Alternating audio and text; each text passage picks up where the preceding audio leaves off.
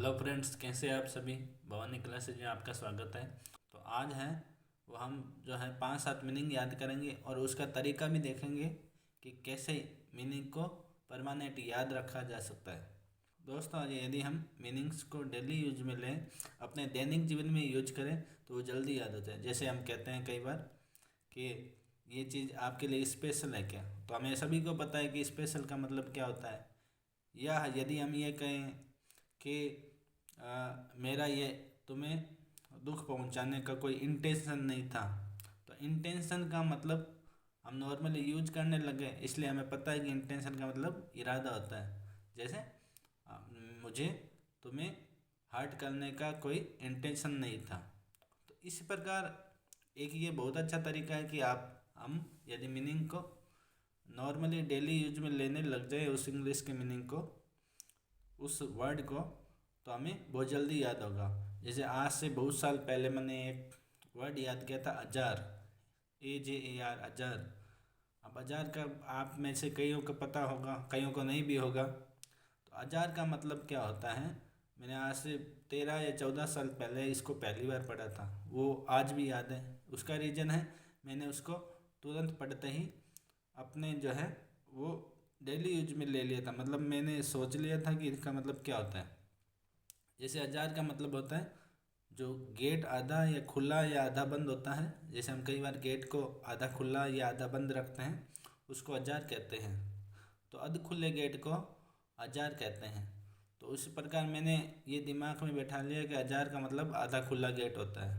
तो इस प्रकार मैंने एक बार इसमें वाक्य में प्रयोग भी कर लिया मन में कि है ना, इस गेट को अजार मत छोड़ के जाइए। तो अजार का मतलब होता है आधा खुला गेट।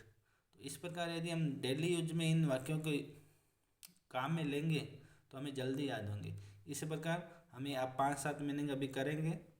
तो देखिए, पहला वर्ड है अपना डिससेमिनेट करना। डिससेमिनेट है DISSEMINATE।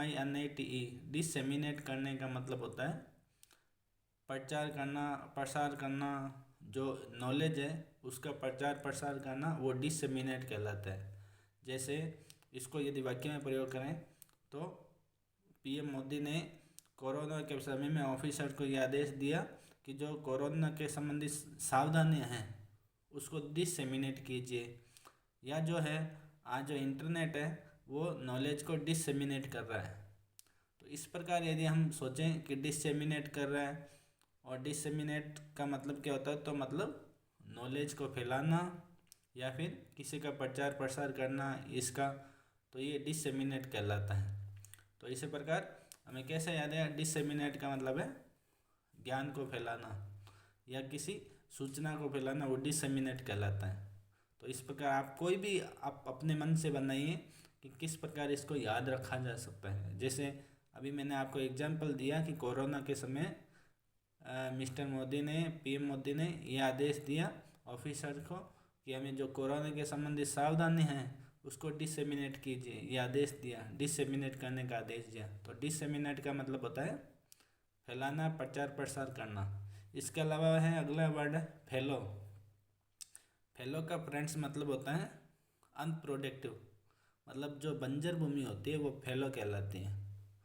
तो कहते हैं कि इसका एक एग्जांपल ये हो सकता है कि मेरे पास ज़मीन तो बहुत है, मतलब मेरे पास खेत तो बहुत है, लेकिन यार उसकी जो लैंड है वो बहुत ही फैलो है। मतलब उसकी जो ज़मीन है वो बहुत फैलो है। फैलो का मतलब है बंजर समान है, मतलब अनप्रोडक्टिव है। तो फैलो का मतलब अनप्रोडक्टिव। आप अपने आप और भी जो है एग्जाम्पल सोचिए इस प्रकार। जैसे मैंने ये बताया है कि मेरे पास खेत है लेकिन बहुत ही फैलो है, तो का मतलब है अनप्रोडक्टिव है। तो फैलो का मतलब होता है अनप्रोडक्टिव। तो अब डेली यूज में आप 5-7 शब्द ऐसे सोच लीजिए, सॉरी 5-7 ऐसे सेंटेंस सोचिए हिंदी में, उनको हिंदी में यूज लीजिए इस शब्द को, तो वो ज़्यादा याद जल्दी रहेगा, ऐसा मेरा मानना है। क्योंकि ये चीज़ें ये प्रयोग करके देखिए। इसके अलावा है अगला सा वर्ड है फ्रेंड्स कोर्डियल। कोर्डियल का मतलब होता है फ्रेंडली। जैसे मेरा जो दोस्त है वो बहुत ही कॉर्डियल है। कॉर्डियल का मतलब होता है फ्रेंडली है। तो कॉर्डियल का मतलब फ्रेंडली है। आप इस प्रकार हिंदी में सोचिए ज़्यादा से ज़्यादा, तो आपको ज़्यादा फायदा होगा। तो कोऑर्डियल का मतलब होता है जो कोऑर्डिनेट करे, तो वो कोऑर्डियल कहलाता है। तो कोऑर्डियल का मतलब होता है फ्रेंडली। इसके अलावा अगला वर्ड है फ्रेंड्स इंटोनेशन। इंटोनेशन का मतलब है, इंटोनेशन मतलब टोन से संबंधित है। टोन का मतलब होता है जो टोन होती है बोलने की, वो टोन होती है। वो इंटोनेशन का मतलब है जो आवाज़ का उतार चढ़ाव होता है वो इंटोनेशन कहलाता है। जैसे कोई बात करता है उस समय उसका आवाज़ का जो ऊपर नीचे आवाज़ होती है तो वो इंटोनेशन कहलाता है। तो इंटोनेशन का मतलब है आवाज़ का उतार चढ़ाव होना, वो इंटोनेशन कहलाता है। जैसे कि मेरा फ्रेंड है, उसे अच्छा ज्ञान तो नहीं है लेकिन जब वो भाषण देता है तो उसका इंटोनेशन बहुत अच्छा है, ऐसे बोला जा सकता है। तो इसी प्रकार कोई हिंदी बनाइए जिससे आपको याद हो जाए। मतलब उस लड़के का इंटोनेशन अच्छा है, हालांकि वो जब उसके को ज़्यादा बोलना अच्छा नहीं आता लेकिन उसका इंटोनेशन अच्छा है। मतलब उसके पास ज़्यादा ज्ञान नहीं है लेकिन उसका इंटोनेशन अच्छा है, मतलब जो आवाज़ में उतार चढ़ाव होता है बोलते समय वो अच्छा है, वो इंटोनेशन कहलाता है। इसके अलावा अगला वर्ड है फ्रेंड्स, अगला वर्ड आप मान लीजिए एंथ्रोपोजेनिक। एंथ्रोपोजेनिक क्या मतलब होता है? एंथ्रोप, पहले आपको पता है एंथ्रोप का मतलब होता है मनुष्य से संबंधित है। तो जेनिक, जेनिक जनरेशन से संबंधित मतलब उत्पत्ति से संबंधित है। तो एंथ्रोपोजेनिक का होता है मनुष्य द्वारा उत्पन्न किया गया, तो एंथ्रोपोजेनिक कहलाता है। जैसे जो पॉल्यूशन है वो एंथ्रोपोजेनिक है। तो एंथ्रोपोजेनिक का मतलब है मनुष्य द्वारा ही ये जो पॉल्यूशन है, एयर पॉल्यूशन और वाटर पॉल्यूशन, ये एंथ्रोपोजेनिक है। तो एंथ्रोपोजेनिक का मतलब क्या, मतलब मनुष्य के द्वारा ही उत्पन्न किए गए हैं। तो इसी प्रकार आप और भी शब्द हैं और भी लाइनें हैं वो बना सकते हैं। वाटर पॉल्यूशन है वो एंथ्रोपोजेनिक है, और वो एयर में जो अभी पॉल्यूशन दिल्ली में हो रहा है वो भी एंथ्रोपोजेनिक है। मतलब ये नेचुरल नहीं है, एंथ्रोपोजेनिक है। तो कहने का मतलब है पहले तो वर्ड की हिंदी आनी ज़रूरी है। जैसे आपके बैंक एग्ज़ाम में या किसी भी एग्ज़ाम में यदि इंग्लिश आती है तो पहले एक वर्ड दिया होता है, उसके नीचे आपके 4-5 ABCD मतलब 4 ऑप्शन दिए होते हैं, उसमें से आपको सिनोनिम देखना है, एंटोनिम देखना है।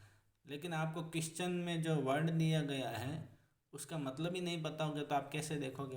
तो पहले तो हमें हिंदी मतलब इसका अर्थ पता होना चाहिए। तो हर रोज़ कुछ न कुछ वर्ड याद कीजिए, वोकैब अपनी अच्छी बनाइए। इसके अलावा अगला फ्रेंड्स है गैमट।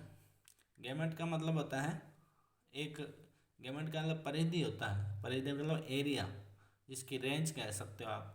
तो कहते हैं ना इसकी गैमट इतनी है। जैसे ब्लूटूथ, आपका फ्रेंड घर पे आया, आपके वाईफाई कहीं पे लगा हुआ है, मान लो ब्लूटूथ है, आपने ऑन कर दिया ब्लूटूथ, वो थोड़ा दूर बैठा है तो वो कहता है कि मेरे तो ब्लूटूथ में ये पकड़ ही नहीं रहा ब्लूटूथ आपका। तो आप कहते थे यार इसकी गैमट इतनी है। गैमट का मतलब है इसकी रेंज इतनी है, आप दूर ही बैठा हो इसलिए नहीं, ये पकड़ नहीं पा रहा। तो गैमट का मतलब रेंज होता है, पकड़ होती है। और इसके अलावा गैमट का मतलब होता है जो किसी भी प्रकार के, जैसे किसी भी चीज़ का, जैसे एक म्यूजिक है, म्यूजिक के अंदर वो सारे स्वर होते हैं उसको भी गैमट बोला जाता है। तो इसका मतलब है जो सारी रेंज होती है किसी भी चीज़ की, किसी भी कलर की, किसी भी साउंड की, किसी भी नोट्स की, म्यूजिकल नोट्स की, तो उसको गैमट कहते हैं। जो उसकी रेंज होती है वो गैमट कहलाती है। तो इस प्रकार हम हिंदी में कोई भी वर्ड याद करके कोई भी सेंटेंस में यूज बार बार करके उसको रट सकते हैं। तो इस प्रकार ये परमानेंट ये फ्रेंड्स याद हो सकता है। फ्रेंड्स ये तरीके याद रखें कि कोई भी वर्ड को, इंग्लिश के वर्ड को याद करना है तो ये ज़्यादा अच्छा, कई तरीके हो सकते हैं और भी बहुत सारे तरीके हैं याद करने के, लेकिन मेरा मानना है कि ये अच्छा तरीका है कि आप इसको हिंदी के वर्ड में यूज ले लीजिए। हिंदी के सेंटेंस हैं उसमें यूज लेके देखिए एक बार, तो आपको शायद ज़्यादा याद रहेगा क्योंकि आपने प्रैक्टिकली याद कर लिया है। तो आप भी इस प्रकार और भी वर्ड याद कर सकते हैं। तो आगे अगली क्लास में और 5 वर्ड याद करेंगे।